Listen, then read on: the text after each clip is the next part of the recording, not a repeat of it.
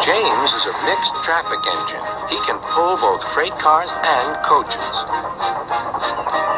He's proud of his smart red paint, and so is his driver. Everyone says you brighten up their day, James. One morning, James whistled loudly at the other engines. "Look at me. I am the smartest, most useful engine on the line." "Rubbish," replied Thomas. "We're all useful. Sir Topham Hatt says so, and he's head of the whole railway." "You know what, James?" added Percy. "What?" replied James. "You're getting all puffed up." James huffed away. Later, he was still boasting. "I'm the pride of the line."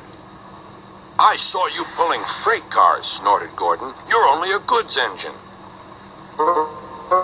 "I pull coaches, too." "Not as much as I do." "But Sir Topham Hatt has plans for me." James was only making this up, but Gordon believed him. "What plans?" Wait and see." "Oh dear," he thought. "Now what'll I do?" Thomas was shunting shining new coaches. "Good morning, James." "Are those coaches for me?" asked James hopefully. "No, these are for Gordon's Express. I'll fetch your freight cars next." But James was going to play a trick on the other engines. "Actually, Thomas, I'm taking the coaches. Sir Topham Hatt asked me to tell you." "What about the cars?" asked Thomas. Give them to Gordon." "Come on, Thomas," said his driver. "Orders are orders." So when James's driver returned, James was coupled to the coaches and he puffed away.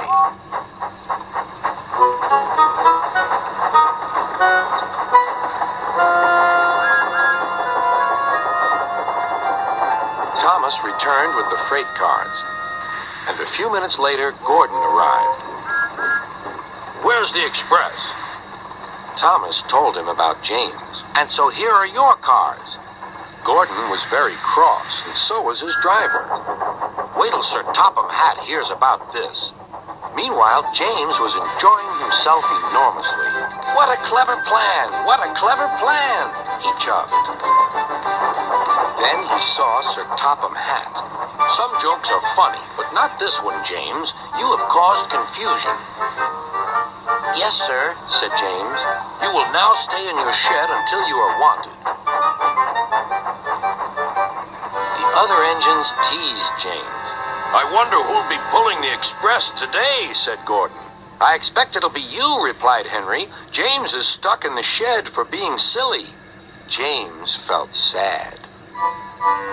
Next morning, he went back to work. "Hello," whistled Thomas. "Good to see you out and about again." "I'm sorry I tricked you," said James. "Are these my cars?" "Yes," replied Thomas kindly. "They are pleased to have you back."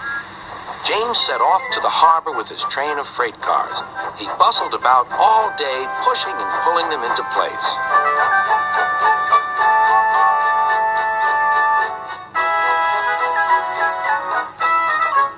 "Time to go home now, James," said his driver at last. "No cars or passengers, just we two." But his driver was wrong. "Excuse me," called a man. "I have a meeting with Sir Topham Hatt, and I mustn't be late. May I ride back with you?" "Of course," replied James's driver. Then he whispered to James, "This gentleman is a railway inspector." James was most impressed. He steamed along the line as smoothly and quickly as he could.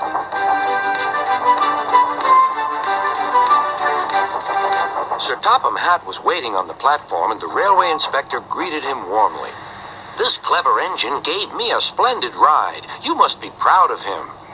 "Yes, indeed. Once again, you are a really useful engine."